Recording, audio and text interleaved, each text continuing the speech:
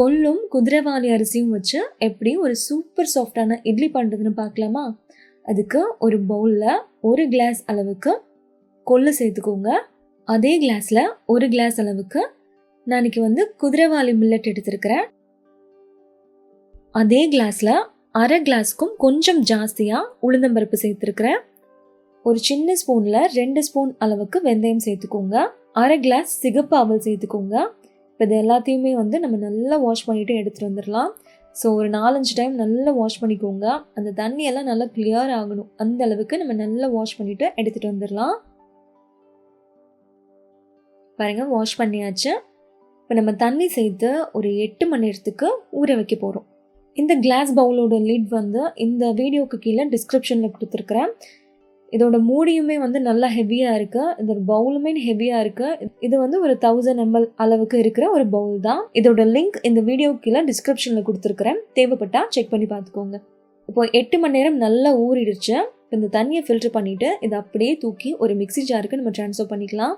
கொஞ்சம் கொஞ்சமாக தண்ணி சேர்த்து கொரன்னு அரைச்சி எடுத்துகிட்டு வந்துடுங்க. ரொம்ப தண்ணி சேர்த்து தண்ணியாட்டம் அரைச்சிடாதீங்க. அரைச்சாச்சு. இப்போ இது ஒரு பவுலுக்கு நம்ம ட்ரான்ஸ்ஃபர் பண்ணிடலாம். கூடவே இதுக்கு தேவையான அளவுக்கு உப்பு சேர்த்துக்கோங்க. உப்பு சேர்த்து நல்லா உங்கள் கை வச்சு மாவை நல்லா அந்த மாதிரி மிக்ஸ் பண்ணி விட்டுக்கோங்க. இப்போ இந்த மாவு புளிச்சு வரணும். இந்த மாவு எனக்கு புளிக்கிறதுக்கு ஒரு 7 மணி நேரம் போல் ஆச்சு. பாருங்கள், நல்லாவே இந்த மாதிரி புளிச்சு வந்திருக்கு.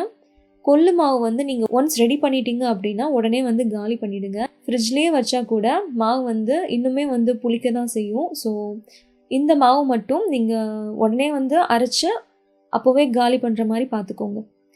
பாருங்கள், இப்போ கொஞ்சம் மாவு கெட்டியாக இருந்தனால நான் தண்ணி சேர்த்து இட்லி மாவு பதத்துக்கு ரெடி பண்ணி இட்லி பாத்திரத்தில் லைட்டாக எண்ணெயும் நெய்யும் ஸ்ப்ரே பண்ணிவிட்டு அதுக்கப்புறமா நம்ம மாவு அதில் ஊற்றி ஸ்டீம் பண்ணுறதுக்கு ரெடி பண்ணிடலாம். ஸ்டீமரில் தண்ணி நல்லா கொதி வந்ததுக்கப்புறமா இட்லி பிளேட்டை தூக்கி உள்ளே வச்சுருங்க. இது ஒரு 15 நிமிஷத்துக்கு அப்படியே குக் ஆகட்டும். மீடியம் ஃப்ளேமில் 15 நிமிஷத்துக்கு அப்படியே குக் ஆகட்டும். பாருங்கள், நல்லாவே வெந்து வந்திருக்கு. இப்போ இது கொஞ்சம் ஆறினதுக்கப்புறமா நம்ம எடுக்கலாம். பாருங்கள், ஓரளவுக்கு ஆறிடுச்சு. நல்லா புசுன்னு சூப்பர் சாஃப்டாக இருந்துச்சு. நான் மிக்சியில் தான் அந்த மாவு அரைச்சேன். ஏன்னா நிறைய பேர் இட்லினாலே மிக்சியில் ஆட்டலாமா, மிக்சியில் வருமா அப்படின்னு கேட்குறீங்க. ஸோ உங்களுக்காகவே நான் மிக்சியில் ட்ரை பண்ணினேன். ரொம்ப சூப்பர் சாஃப்டாக வந்துச்சு. நீங்களும் கண்டிப்பாக ட்ரை பண்ணி பார்க்கலாம். இது கூடவே நான் சாம்பார் தான் செஞ்சுருந்தேன். ரெண்டுத்துக்கும் காம்பினேஷன் பயங்கரமாக இருந்துச்சு. கண்டிப்பாக ட்ரை பண்ணி பாருங்கள். பச்சை பயிரும் திணை அரிசியும் வச்சு ஒரு இட்லி எப்படி பண்ணுறதுன்னு பார்க்கலாம். அதுக்கு 1 கிளாஸ் அளவுக்கு பச்சை பயிரை ஒரு பவுலில் தனியாக சேர்த்துக்கோங்க. இன்னொரு பவுலில் 1 கிளாஸ் அளவுக்கு திணை அரிசி சேர்த்துக்கோங்க. நீங்கள் திணை அரிசிக்கு பதிலாக வேறு மில்லட் கூட யூஸ் பண்ணலாம். இதுவுமே ஓரமாக இருக்கட்டும். இன்னொரு பவுலில் அரை கிளாஸுக்கும் ஜாஸ்தியாக 3/4 கிளாஸுக்கும் கம்மியாக உளுந்தம்பருப்பு எடுத்துருக்கிறேன். நான் இதை மிக்ஸி ஜாரில் தான் அரைக்க போகிறேன். ஸோ அதனால் உளுந்து கொஞ்சம் ஜாஸ்தியாக எடுத்துருக்கிறேன். ஒரு சின்ன ஸ்பூனில் 1 ஸ்பூன் அளவுக்கு வெந்தயம், இதுவுமே தனியாக இருக்கட்டும். சிகப்பு அவல் அரை கிளாஸ் அளவுக்கு எடுத்துருக்கிறேன். அதை தனியாக இன்னொரு பவுலில் நம்ம சேர்த்துடலாம். இப்போதைக்கு ஓரமாக இருக்கட்டும், எதுவும் பண்ண வேணாம். நம்ம எல்லாத்தையும் வாஷ் பண்ணிவிட்டு எடுத்துகிட்டு வந்தாச்சு. பாருங்கள், இதெல்லாம் இப்போ இருக்கட்டும். பச்சை பயிறு, உளுந்தம்பருப்பு, திணை அரிசி எல்லாமே வாஷ் பண்ணியாச்சு. இந்த அவல் மட்டும் நம்ம அரைக்கிறதுக்கு முன்னாடி தண்ணி சேர்த்து வாஷ் பண்ணிவிட்டு ஊற வச்சுட்டு அதுக்கப்புறம் அரைச்சிக்கலாம். இது ஒரு 5 மணி நேரத்துக்கு அப்படியே ஊறிட்டும். 5 மணி நேரத்துக்கு அப்புறமா ஃபஸ்ட்டு நம்ம அவலை ஒரு தடவை வாஷ் பண்ணிவிட்டு தண்ணி சேர்த்து எடுத்துகிட்டு வந்துடலாம். இப்போ இது ஊறட்டும். நம்ம அரைக்கிற வரைக்கும் இது ஊறட்டும். உளுந்தம்பருப்பு தான் அரைக்க போகிறோம். இதெல்லாம் ஊற வச்சுட்டு நான் தண்ணி ஊற்றி ஃப்ரிட்ஜில் வச்சுருந்தேன். ஸோ நம்ம இந்த சில் வாட்டர் ஊற்றி தான் நம்ம இன்றைக்கி மாவு அரைக்க போகிறோம். ஏன்னா அப்போ தான் சூடாகாமல் இருக்கும் மிக்ஸி ஜார். தண்ணி ஃபில்ட்ரு பண்ணிவிட்டு மிக்ஸி ஜாரில் சேர்த்துட்டு கொஞ்சம் போல் ஐஸ் வாட்டர் சேர்த்து நல்ல ஃபைன் பேஸ்ட்டாக அரைச்சி ஒரு பவுலுக்கு ட்ரான்ஸ்ஃபர் பண்ணிடலாம். நல்லா ஸ்மூத்தாக அரைச்சி எடுத்துக்கோங்க. இப்போ இது ஓரமாக இருக்கட்டும். இப்போ இதே மிக்ஸி ஜாரில் பச்சை பயிறு இருக்கு இல்லையா, அதை மட்டும் தண்ணி ஃபில்ட்ரு பண்ணிவிட்டு மிக்ஸி ஜாரில் சேர்த்து கொஞ்சம் போல் தண்ணி சேர்த்து கொரன்னு ஒரு டெக்ஸ்சரில் இருக்கணும். ஃபைனாக அரைச்சிடக்கூடாது. நம்ம தோசை பண்ணுறோம் அப்படின்னு நல்லா ஃபைனாக அரைச்சி எடுத்துக்கலாம். பட் இட்லி அப்படிங்கிறப்போ லைட்டாக ஒரு கொரன்னு ஒரு டெக்ஸ்சரில் தான் இருக்கணும். அப்போ தான் நமக்கு இட்லி நல்லா வரும். பாருங்கள், லைட்டாக கொரன்னு ஒரு டெக்ஸ்சரில் இருக்கணும். இப்போ அதே மிக்ஸி ஜாரில் நம்ம ஊற வச்ச அவலோட தண்ணியை ஃபில்ட்ரு பண்ணிவிட்டு மிக்ஸி ஜாரில் சேர்த்துக்கலாம். பாருங்க அவல் ஒரு 5 to 10 மினிட்ஸ்லேயே வந்து நல்லாவே ஊறி வந்திருக்கு. மிக்ஸி ஜாரில் சேர்த்துட்டு நம்ம ஊற வச்ச அந்த தினை அரிசியுமே சேர்த்துடலாம். தண்ணி ஃபில்டர் பண்ணிவிட்டு சேர்த்துக்கோங்க. இப்போ இதையுமே வந்து கொர கொரன்னு அரைச்சி எடுத்துகிட்டு வந்துடலாம். பாருங்க தண்ணி வந்து கொஞ்சம் கொஞ்சமாக சேர்த்து நல்லா அரைச்சி எடுத்துக்கோங்க. இந்த மாதிரி கொர கொரன்னு ஒரு டெக்ஸ்சரில் தான் இருக்கணும். இப்போது இதுக்கு தேவையான அளவுக்கு உப்பு சேர்த்துக்கோங்க. ஃபர்ஸ்ட் டைம் நான் வந்து மிக்ஸி ஜாரில் அரைச்சிருக்கேன். ஸோ நான் இட்லி போட்டாலே வந்து மிக்ஸி ஜாரில் பண்ண முடியுமா அப்படின்னு தான் நிறைய பேர் கேட்குறீங்க. அதனால் உங்களுக்காகவே வந்து நான் ஃபஸ்ட் டைம் வந்து மிக்ஸி ஜாரில் அரைச்சிருக்கேன். எனக்கே வந்து இட்லி எப்படி வரப்போகுதோ அப்படிங்கிற ஒரு ஆவலாக நானும் வெயிட் பண்ணிகிட்ருக்கிறேன். கொஞ்சம் தண்ணி ஜாஸ்தியான மாதிரி ஒரு ஃபீலிங் இருந்துச்சு. ஏன்னா உங்களுக்கு இந்த மாவை பிசையும் போதே தெரியுதா, கொஞ்சம் வாட்டரியாக இருக்கிற மாதிரி இருந்துச்சு. சரி இருந்தாலும் அது புளிச்சு வரட்டும் அப்படின்னு நான் வெயிட் பண்ணிட்டேன். இந்த மாவு புளிக்கிறதுக்கு எனக்கு ஒரு 7 மணி நேரம் போல் ஆச்சு. ஏன்னா அன்றைக்கி கிளைமேட் வந்து ரொம்ப மந்தமாக இருந்தனால கொஞ்சம் ஜாஸ்தியாக டைம் எடுத்துக்கிச்சு. பாருங்கள் மாவு இந்த மாதிரி புளிச்சு வந்ததுக்கப்புறமா நான் உங்களுக்கு மிக்ஸ் பண்ணி காமிக்கிறேன். நல்லாவே கெட்டியாக இருக்குது ஓரளவுக்கு. இட்லி மாவு பதத்துக்கு எனக்கு மாவு கரெக்டாக இருந்துச்சு. நம்ம மாவு பிசையும் போது ரொம்ப லூஸாக இருந்த மாதிரி இருந்துச்சு. பட் இப்போ வந்து மாவு கரெக்டாகவே இருக்குது இட்லி ஊற்றுறதுக்கு. ஸோ இட்லி பாத்திரத்தில் வந்து எண்ணெய் ஒரு தடவை ஸ்ப்ரே பண்ணிவிட்டு மாவை ஊற்றிடலாம். இட்லி பாத்திரத்தில் வந்து தண்ணி கொதிச்சிட்ருக்கு. நம்ம இப்போ இதை தூக்கி வச்சிடலாம். பாருங்கள் இந்த மாதிரி நல்லா தண்ணி கொதிச்சதுக்கப்புறமா நம்ம இட்லி ஸ்டாண்டை உள்ளே வச்சு ஒரு 12 நிமிஷத்துக்கு நீங்கள் குக் பண்ணால் போதும். மீடியம் ஃப்ளேமில் வச்சு 12லேருந்து 13 நிமிஷத்துக்கு குக் பண்ணால் சூப்பராக வெந்துடும். ஒரு தடவை வந்து கையை ஈரம் பண்ணிவிட்டு இந்த மாதிரி தொட்டு பாருங்கள். உங்கள் கையில் மாவு ஒட்டாமல் வந்துருச்சு அப்படின்னா ஸ்டவ் ஆஃப் பண்ணிவிட்டு கொஞ்சம் ஆறுனதுக்கப்புறமா நம்ம எடுத்துடலாம். ரொம்பவும் சாஃப்டாக வந்து இருந்துச்சு. ஃபஸ்ட் டைம் நானே வந்து மிக்சியில் ட்ரை பண்ணியிருந்தேன். உளுந்து மட்டும் கொஞ்சம் ஜாஸ்தியாக போடுற மாதிரி இருந்துச்சு. மற்றபடி எல்லாம் ஓகே தான். பாருங்கள் இவ்வளோ சாஃப்டாக வந்திருக்கு அப்படின்னு நானே எதிர்பார்க்கல. மிக்ஸி ஜாரில் அரைச்சி இவ்வளோ சாஃப்டாக வரும் அப்படின்னு நான் சுத்தமாக எதிர்பார்க்கல. ஸோ கண்டிப்பாக நீங்களும் ட்ரை பண்ணி பாருங்கள். மிக்ஸிலேயே அரைச்சி பாருங்கள், நல்லாவே வந்துச்சு. இதுக்கு சைட் டிஷ்ஷாக வந்து வெங்காயம் தக்காளி சட்னி தான் பண்ணியிருந்தோம். ரொம்பவும் டேஸ்ட்டாக இருந்துச்சு. கண்டிப்பாக ட்ரை பண்ணி பாருங்கள். ராகியும் ஓட்ஸும் வச்சு ஒரு சூப்பர் சாஃப்டான இட்லி எப்படி பண்ணுறதுன்னு பார்க்கலாமா? அதுக்கு ஒரு பவுலில் 1 கிளாஸ் அளவுக்கு ராகி சேர்த்துக்கோங்க. அதே கிளாஸில் 1/2 கிளாஸ்க்கும் கொஞ்சம் ஜாஸ்தியாக 3/4 கிளாஸ்க்கும் கொஞ்சம் கம்மியாகவே உளுந்தம்பருப்பு சேர்த்துக்கோங்க. 1/4 ஸ்பூன் வெந்தயம். இப்போது நல்லா வாஷ் பண்ணணும். அந்த ராகியில் நிறைய அழுக்கும் இருக்கும் இல்லையா? ஸோ நல்லா ஒரு 4-5 டைம் நல்லா வாஷ் பண்ணிவிட்டு எடுத்துகிட்டு வந்துடுங்க. பாருங்கள் எவ்வளோ அழுக்கு இருக்குன்னு. பாருங்கள் நல்லா வாஷ் பண்ணியாச்சு. இப்போ தண்ணி சேர்த்து நம்ம ஓவர் நைட் ஊற வைக்க போகிறோம். இது ஒரு 7 மணி நேரத்துக்கு கண்டிப்பாக ஊறணும். இது இருக்கட்டும். இப்போது இன்னொரு பவுலில் 1 கிளாஸ் அளவுக்கு ரோல்டு ஓட்ஸ் எடுத்துருக்கிறேன். நீங்கள் வந்து ரோல்டு ஓட்ஸ் மட்டும்தான் யூஸ் பண்ணணும். இப்போ அந்த பவுலில் சேர்த்துடலாம். இதை வந்து இப்போதைக்கு வாஷ் பண்ண வேணாம், தண்ணி ஊற்ற வேணாம். நம்ம மாவு அரைக்கிறதுக்கு 1 மணி நேரத்துக்கு முன்னாடி ஊற வச்சா போதும், கரெக்டாக இருக்கும். ரொம்ப நேரம் இது ஊறவே வேணாம். பாருங்கள் ராகி வந்து ஒரு 7 மணி நேரத்துக்கு நான் ஊற வச்சுருந்தேன். நல்லா ஊறி வந்திருக்கு. இப்போ இந்த தண்ணியை நம்ம ஃபில்டர் பண்ணிவிட்டு இது ஒரு மிக்ஸி ஜாருக்கு நம்ம ட்ரான்ஸ்ஃபர் பண்ணிக்கலாம். நம்ம ஓட்ஸ் வந்து 1 மணி நேரத்துக்கு ஊற வச்சோம் இல்லையா, அது நல்லா ஊறி வந்திருக்கு. இந்த தண்ணியை ஃபில்டர் பண்ணிவிட்டு இதையுமே நம்ம மிக்ஸி ஜாருக்கு ட்ரான்ஸ்ஃபர் பண்ணிக்கலாம். அரைக்க தேவையான தண்ணி சேர்த்துக்கோங்க. ஒரு லைட்டாக கொர கொரன்னு ஒரு டெக்ஸ்சரில் இருக்கணும். இட்லிக்கு அப்படின்னா கொர கொரன்னு டெக்ஸ்சரில் தான் இருக்கணும். ஸோ அந்த அளவுக்கு அரைச்சிக்கோங்க. இந்த மாவுக்கு தேவையான உப்பு சேர்த்துக்கோங்க. நல்லா எல்லாமே நல்லா மிக்ஸ் ஆகணும். அந்த அளவுக்கு நல்லா கலந்து விட்டுக்கோங்க. இப்போ இந்த மாவு மூடி வச்சிடலாம். இந்த மாவு எனக்கு புளிச்சு வர்றதுக்கு 5 மணி நேரம் போல் ஆச்சு. இப்போ ஒரு இட்லி பிளேட்டில் இந்த மாதிரி ஆயில் ஸ்ப்ரே பாட்டில் வச்சு நல்லா ஸ்ப்ரே பண்ணி விட்டுக்கோங்க. பாருங்கள் 5 மணி நேரத்துலேயே மாவு எனக்கு நல்லா புளிச்சு வந்துருச்சு.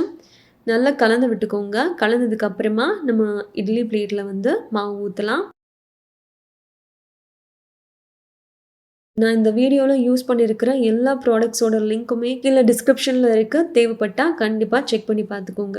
பாருங்கள் இட்லி பாத்திரத்தில் தண்ணி இந்த அளவுக்கு கொதிச்சதுக்கு அப்புறமா தான் நம்ம இட்லி பிளேட்டை உள்ளே வைக்கணும். இது ஒரு 12 நிமிஷத்துக்கு மீடியம் ஃப்ளேமில் விட்டு குக் பண்ணுங்கள். நல்லா வெந்துடும். பாருங்கள் கையை ஈரம் பண்ணிவிட்டு இந்த மாதிரி தொட்டு பார்த்தீங்கன்னா மாவு ஒட்டாமல் வரணும். நல்லா வெந்துருச்சு. இது லைட்டாக ஆறுனதுக்கப்புறமா நம்ம எடுத்துக்கலாம். பாருங்கள் நல்லா புசு புசுன்னு சூப்பர் சாஃப்டாக இருந்துச்சு. ஓரளவுக்கு சூடாக சாப்பிடும்போது நல்லா சாஃப்டாக இருந்துச்சு. நல்லா ஆறுனதுக்கப்புறமா சாப்பிடும்போது கொஞ்சம் ஹார்டாக இருக்கிற மாரி இருந்துச்சு. மத்தபடி ஓகே தான். நல்லா சுட சுட சாப்பிட்ருங்க. அப்பதான் வந்து நல்லா சாஃப்ட்டா இருக்கு. இது கூடவே வந்து உருளைக்கிழங்கு குருமா தான் பண்ணியிருந்தேன். ஆக்சுவலா அது தக்காளி குருமா தான். அதில வந்து ஒரு உருளைக்கிழங்கு போட்டு உருளைக்கிழங்கு குருமா ஆக்கிட்டேன். 2த்துக்கும் காம்பினேஷன் பயங்கர டேஸ்ட்ல இருந்துச்சு. கொண்ட கடலையும், சோளமும் வச்சு எப்படி இட்லி பண்ணுறதுன்னு பார்க்கலாம். அதுக்கு ஒரு பவுல்ல 1 கிளாஸ் அளவுக்கு கொண்ட கடலை சேர்த்துக்கோங்க. அதே கிளாஸ்ல 1 கிளாஸ் அளவுக்கு ஒயிட் சோளம் சேர்த்துக்கோங்க. அதே கிளாஸ்ல 1/2 கிளாஸ் சிகப்பு அவல் எடுத்திருக்கிறேன். அதே கிளாஸ்ல 1/2 கிளாஸ்க்கும் கொஞ்சம் ஜாஸ்தியா 3/4 கிளாஸுக்கும் கம்மியா உளுந்தம்பருப்பு சேர்த்துருக்கிறேன். கூடவே ஒரு 1/4 ஸ்பூன் அளவுக்கு மட்டும் வெந்தயம் சேர்த்துக்கோங்க. இப்போ இது நல்லா வாஷ் பண்ணிட்டு வந்துரலாம். வாஷ் பண்ணியாச்சு. இப்போ தண்ணி சேர்த்து நம்ம ஓவர் நைட் வந்து ஊற வைக்க போறோம். ஒரு 8 மணி நேரத்துக்கு நம்ம ஊற வச்சிரலாம். இப்போ பாருங்க 8 மணி நேரம் ஆயிடுச்சு. நல்லா ஊறி வந்திருக்கு. இப்போ இந்த தண்ணியை நம்ம ஃபில்டர் பண்ணிவிட்டு இது ஒரு மிக்ஸி ஜாருக்கு நம்ம ட்ரான்ஸ்ஃபர் பண்ணி மாவு அரைக்க தேவையான அளவுக்கு மட்டும் தண்ணி சேர்த்து ஃபைனாக அரைக்காமல் லைட்டாக கொரன்னு ஒரு டெக்ஸ்சரில் இருக்கணும். அந்த மாதிரி அரைச்சி ஒரு பவுலுக்கு ட்ரான்ஸ்ஃபர் பண்ணி இந்த மாவுக்கு தேவையான உப்பு சேர்த்து உங்கள் கை வச்சு நல்லா கலந்ததுக்கப்புறமா லிட் போட்டு க்ளோஸ் பண்ணிடலாம். மாவு நல்லா புளிச்சு வரட்டும். பாருங்கள் இந்த மாவு எனக்கு 6 மணி நேரத்துலேயே இந்த மாதிரி நல்லா புளிச்சு வந்துடுச்சு.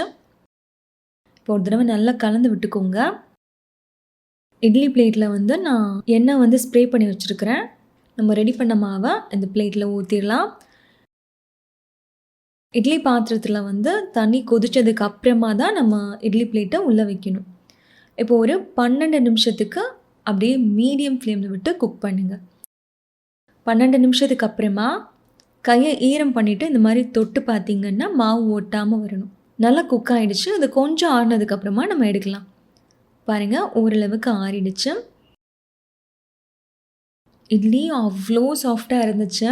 நான் உங்களுக்கு பிச்சு காமிக்கிறேன் பாருங்களேன் எவ்வளோ சாஃப்டாக இருக்குன்னு.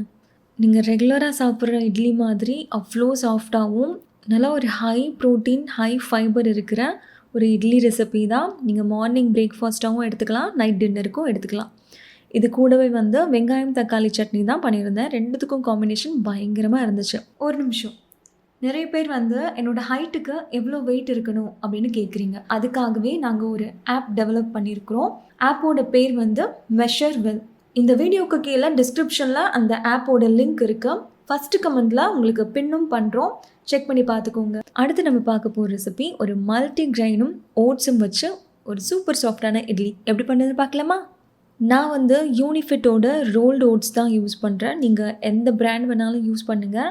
ஆனால் ரோல்டு ஓட்ஸாக மட்டும் எடுத்துக்கோங்க. இப்போ ஒரு பவுலில் 2 கிளாஸ் அளவுக்கு நான் ரோல்டு ஓட்ஸ் எடுத்துருக்கிறேன். அதை இதில் சேர்த்துடலாம். இப்போ அதே கிளாஸில் 1/2 கிளாஸ் கடலைப்பருப்பு, 1/2 கிளாஸ் பாசிப்பருப்பு, மைசூர் பருப்பு 1/2 கிளாஸ் சேர்த்துக்கோங்க.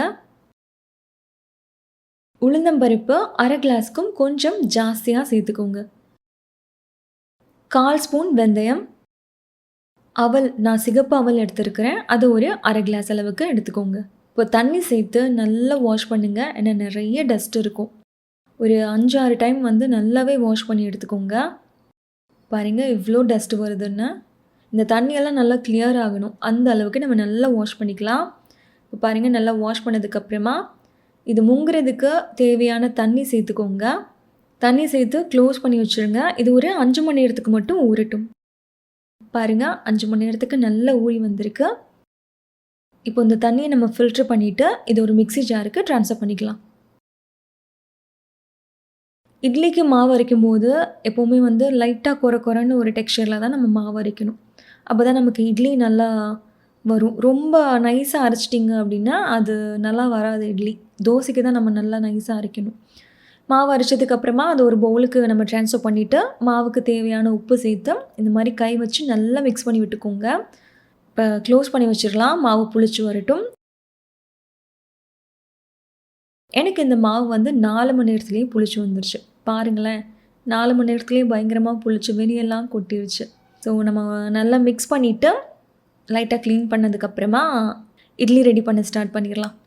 இப்போது இட்லி பாத்திரத்தில் வந்து இந்த மாதிரி ஆயில் பாட்டில் வச்சு லைட்டாக ஸ்ப்ரே பண்ணி விட்டுக்கோங்க. இந்த ஆயில் ஸ்ப்ரே பாட்டிலோட லிங்க் இந்த வீடியோக்கு கீழே டிஸ்கிரிப்ஷனில் கொடுக்குறேன். தேவைப்பட்டால் செக் பண்ணி பார்த்துக்கோங்க. பாருங்க, இட்லி பாத்திரத்தில இந்த மாரி தண்ணி நல்லா கொதிச்சதுக்கப்புறமா இட்லி பிளேட்ட உள்ள வச்சு ஒரு 12 நிமிஷத்துக்கு ஃபஸ்ட்டு குக் பண்ணுங்க. நான் ஒரு 12 நிமிஷத்துக்கு அப்புறமா செக் பண்ணி பார்த்தேன். பாருங்க மாவு வருது. ஸோ வேகல. அதனால எக்ஸ்ட்ரா ஒரு 2, 3 நிமிஷத்துக்கு வெந்ததுக்கு அப்புறமா மறுபடியும் செக் பண்ணி பார்த்தேன். இப்போ நல்லாவே வெந்து வந்திருக்கு. மீடியம் ஃப்ளேம்ல விட்டு குக் பண்ணுங்க. இது கொஞ்சம் ஆறுனதுக்கு அப்புறமா நம்ம இட்லி எடுக்கலாம். பாருங்களேன் எவ்ளோ சாஃப்ட்டா வந்திருக்கு அப்படின்னு.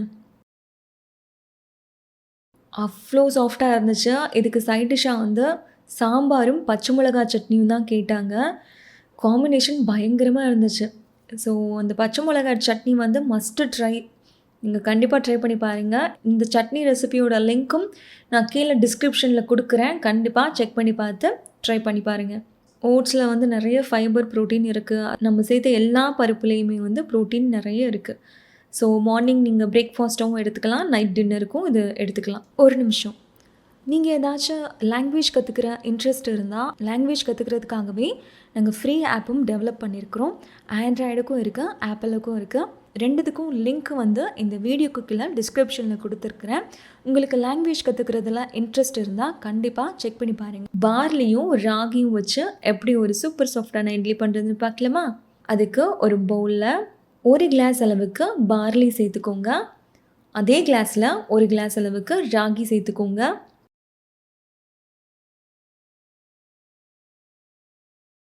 அதே கிளாஸ்ல 1/2 கிளாஸுக்கும் கொஞ்சம் ஜாஸ்தியா உளுந்தம்பருப்பு சேர்த்துக்கோங்க. அதே கிளாஸ்ல 1/2 கிளாஸ் அளவுக்கு நான் ஒயிட் அவல் எடுத்திருக்கிறேன். நீங்க சிகப்பு அவல் கூட யூஸ் பண்ணலாம். 1/4 ஸ்பூன் அளவுக்கு வெந்தயம் சேர்த்துக்கோங்க. இப்போ தண்ணி சேர்த்து நல்லா நம்ம ஒரு 4, 5 டைம் நல்லா வாஷ் பண்ணிக்கலாம். ஏன்னா நெறைய டஸ்ட் இருக்கும். அந்த தண்ணியெல்லாம் நல்லா கிளியர் ஆகணும். அந்த அளவுக்கு நம்ம நல்லா வாஷ் பண்ணினதுக்கு அப்புறமா தான் நம்ம தண்ணி சேர்த்து ஊற வைக்கணும். இப்போ பாருங்க நல்லா வாஷ் பண்ணியாச்சு. நம்ம தண்ணி சேர்த்து ஓவர் நைட்டுக்கு விட்டுறலாம். ஒரு 8 மணி நேரத்துக்கு ஊறட்டும். இப்போ 8 மணி நேரத்துக்கு நல்லா ஊறி வந்திருக்கு பாருங்க. இப்போ இந்த தண்ணியை நம்ம ஃபில்டர் பண்ணிவிட்டு இது ஒரு மிக்ஸி ஜாருக்கு நம்ம ட்ரான்ஸ்ஃபர் பண்ணி கொரன்னு அரைச்சு ஒரு பவுலுக்கு நம்ம ட்ரான்ஸ்ஃபர் பண்ணிக்கலாம். இந்த மாவுக்கு தேவையான உப்பு சேர்த்து உங்கள் கை வச்சு நல்லா மிக்ஸ் பண்ணி விட்டுக்கோங்க. நீங்கள் அரைக்கிற எல்லா இட்லி மாவுமே வந்து ஃபைனாக அரைச்சிடாதீங்க. லைட்டாக கொரன்னு ஒரு டெக்ஸ்சரில் இருக்கணும். இந்த மாவு எனக்கு புளிச்சு வர்றதுக்கு 5 மணி நேரம் போல் ஆச்சு. பாருங்கள். இப்போ ஒரு தடவை நல்லா கலந்து விட்டதுக்கு அப்புறமா நம்ம இட்லி ரெடி பண்ண ஸ்டார்ட் பண்ணிடலாம். இட்லி பிளேட்டில் எண்ணெய் ஸ்ப்ரே பண்ணிவிட்டு அதுக்கப்புறமா மாவை அந்த பிளேட்டில் சேர்த்துக்கோங்க. பாத்திரத்தில் வந்து தண்ணி நல்லா அந்த மாதிரி கொதிச்சதுக்கு அப்புறமா தான் நம்ம பிளேட்டை உள்ளே வைக்கணும். இது ஒரு 13 நிமிஷத்துக்கு அப்படியே வேகட்டும். பாருங்கள் மீடியம் ஃப்ளேமில் விட்டு தான் நம்ம குக் பண்ணணும். நல்லா வெந்து வந்திருக்கு. இப்போ இது கொஞ்சம் ஆறுனதுக்கு அப்புறமா நம்ம எடுக்கலாம். பாருங்களேன் எவ்வளோ சாஃப்டாக இருக்குது அப்படின்னு. அவ்வளோ சாஃப்டாக இருந்துச்சு. ஸோ நீங்களும் கண்டிப்பாக ட்ரை பண்ணி பாருங்கள். இதுக்கு சைட் டிஷ்ஷாக வந்து வெங்காயம், தக்காளி, புதினா சட்னி தான் பண்ணியிருந்தேன். 2த்துக்கும் காம்பினேஷன் பயங்கரமாக இருந்துச்சு. அந்த சட்னி கூட அந்த இட்லியை வச்சு அப்படியே பிசைஞ்சு சாப்பிட்றதுக்கு அவ்வளோ டேஸ்ட்டாக இருந்துச்சு. நீங்களும் இந்த ரெசிபீஸ் எல்லாம் கண்டிப்பாக ட்ரை பண்ணி பார்த்துட்டு எப்படி இருந்துச்சு அப்படின்னு கீழே கமெண்ட்டில் சொல்லுங்கள். சீமை திணை இட்லி எப்படி பண்ணுறதுன்னு பார்க்கலாமா? அதுக்கு ஒரு பவுலில் 1 கிளாஸ் அளவுக்கு குயினோவா எடுத்துருக்கிறேன். குயினோவா அப்படின்னா என்ன அப்படின்னு நிறைய பேர் கேட்குறீங்க. அது வந்து சீமை திணை அப்படின்னு சொல்கிறாங்க, குயினோவான்னு சொல்கிறாங்க. ஸோ அது 1 கிளாஸ் அளவுக்கு எடுத்துருக்கிறேன். அதே கிளாஸில் 1 கிளாஸ் அளவுக்கு பச்சை பயிறு சேர்த்துக்கோங்க. அதே கிளாஸில் 1/2 கிளாஸுக்கும் ஜாஸ்தியாக 3/4 கிளாஸுக்கும் கொஞ்சம் கம்மியாக உளுந்தம்பருப்பு சேர்த்துக்கோங்க. வெந்தயம் 1/4 ஸ்பூன் சேர்த்துக்கோங்க. இப்போ இது எல்லாத்தையும் நல்லா வாஷ் பண்ணிவிட்டு எடுத்துகிட்டு வந்துடலாம். இது கூடவே 1/2 கிளாஸ் அளவுக்கு அவல் சேர்த்துருக்கிறேன். நீங்கள் சிகப்பு அவல் கூட சேர்த்துக்கலாம். சேர்த்துட்டு நல்லா வாஷ் பண்ணிவிட்டு எடுத்துகிட்டு வந்துடுங்க. இப்போ இந்த தண்ணி சேர்த்து நம்ம ஓவர் நைட் ஊற வைக்கணும். ஒரு 7லேருந்து 8 மணி நேரத்துக்கு கண்டிப்பாக ஊறணும். இப்போ இது இருக்கட்டும். பாருங்கள் நான் வந்து ஒரு 7 மணி நேரத்துக்கு ஊற விட்டுருந்தேன். நல்லா ஊறி வந்திருக்கு. இப்போ இந்த தண்ணியை நம்ம ஃபில்ட்ரு பண்ணிவிட்டு இது ஒரு மிக்ஸி ஜாருக்கு நம்ம ட்ரான்ஸ்ஃபர் பண்ணிக்கலாம். மாவு அரைக்க தேவையான தண்ணி சேர்த்து ஒரு கொரன்னு ஒரு டெக்ஸ்சரில் மாவு அரைச்சி எடுத்துகிட்டு ஒரு பவுலுக்கு ட்ரான்ஸ்ஃபர் பண்ணிக்கோங்க. இந்த மாவுக்கு தேவையான உப்பு சேர்த்து உங்கள் கை விட்டு நல்லா பிசைஞ்சு விட்டுக்கோங்க.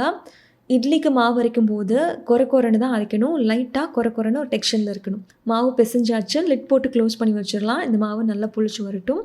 இந்த மாவு எனக்கு புளிக்கிறதுக்கு 4 மணி நேரம் போல் ஆச்சு. பாருங்கள், ஒன்ஸ் இந்த மாதிரி நான் புளிச்சு வந்த உடனே வந்து இட்லி ரெடி பண்ண ஸ்டார்ட் பண்ணிடுவேன். மாவு கொஞ்சம் கெட்டியாக இருந்தனால நான் கொஞ்சம் போல் தண்ணி சேர்த்துக்கிட்டேன். தண்ணி சேர்த்து நல்லா மிக்ஸ் பண்ணி விட்டுக்கோங்க. இப்போது ஆயில் ஸ்ப்ரே பாட்டில் வச்சு இந்த மாதிரி இட்லி பிளேட்டில் ஸ்ப்ரே பண்ணி விட்டுக்கோங்க. இந்த ஆயில் ஸ்ப்ரே பாட்டிலோட லிங்க் இந்த வீடியோக்கு கீழே டிஸ்கிரிப்ஷனில் இருக்குது. தேவைப்பட்டால் செக் பண்ணி பார்த்துக்கோங்க. பாருங்கள், இட்லி பாத்திரத்தில் தண்ணி நல்லா கொதிச்சதுக்கு அப்புறமா தான் நம்ம இட்லி பிளேட்டை உள்ளே வைக்கணும். மீடியம் ஃப்ளேமில் விட்டு ஒரு 12 நிமிஷத்துக்கு குக் பண்ணி எடுத்திங்கன்னா இந்த மாதிரி நல்லா வெந்திருக்கும். உங்கள் கையை ஈரம் பண்ணிவிட்டு இந்த மாதிரி ஓட்டை போட்டு பாருங்கள். மாவு ஓட்டாமல் வந்துச்சுன்னா இட்லி ரெடி ஆயிடுச்சு. இப்போ இது கொஞ்சம் ஆறுனதுக்கப்புறமா நம்ம எடுத்துக்கலாம். பாருங்கள், நல்ல சூப்பர் சாஃப்டான சீமை திணை பச்சை பயிறு வச்சு பண்ண இட்லி ரொம்ப சூப்பர் சாஃப்டாக ரெடி ஆயிடுச்சு. எவ்வளோ சாஃப்டாக இருக்குன்னு பாருங்கள். நீங்களும் கண்டிப்பாக அந்த ரெசிபி ட்ரை பண்ணி பாருங்கள். இதுக்கு சைட் டிஷ்ஷாக நல்ல சுட சுட தக்காளி தண்ணி சட்னி வச்சு சாப்பிட்டு பாருங்கள். அவ்வளோ அட்டகாசமாக இருக்கும்.